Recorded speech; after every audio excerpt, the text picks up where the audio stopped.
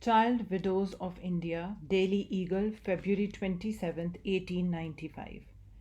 Swami Vivekananda, the Hindu monk, lectured in Historical Hall Monday night under the auspices of the Brooklyn Ethical Association on India's gift to the world. There were about 250 people in the hall when the Swami stepped on the platform. Much interest was manifested on account of the denial by Mrs. James McKean, president of the Brooklyn Ramabai Circle, which is interested in Christian work in India, of the statement attributed to the lecture that the girl child or the girl widows of India were not protected or worse, ill treated. In no part of his lecture was reference made to this denial, but after he had concluded, one of the audience asked the lecturer what explanation he had to make to that statement.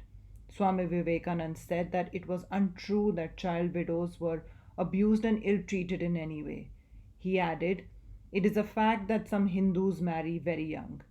Others marry when they have attained a fair age, and some do not marry at all. My grandfather was married when quite a child. My father when he was 14 years old, and I am 30 years old and am not yet married. When a husband dies, all his possessions go to his widow.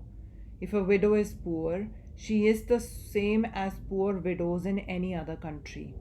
Old men sometimes marry children, but if the husband was wealthy, it was all the better for the widow the sooner he died. I have travelled all over India but failed to see a case of an ill treatment mentioned. At one time there were religious fanatics, widows who threw themselves into a fire and were consumed by the flames at the death of their husbands.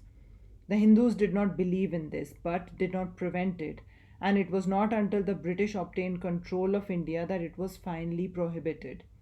These women were considered saints, and in many instances monuments were erected to their memory.